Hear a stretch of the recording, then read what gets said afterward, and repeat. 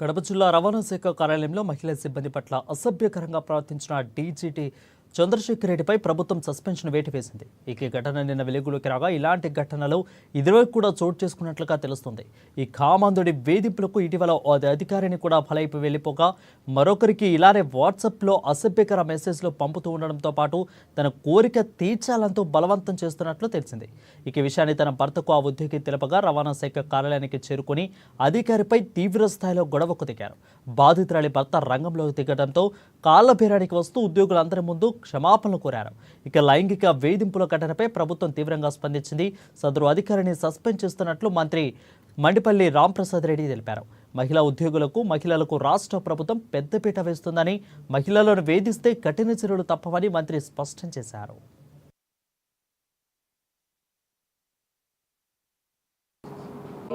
ఆగి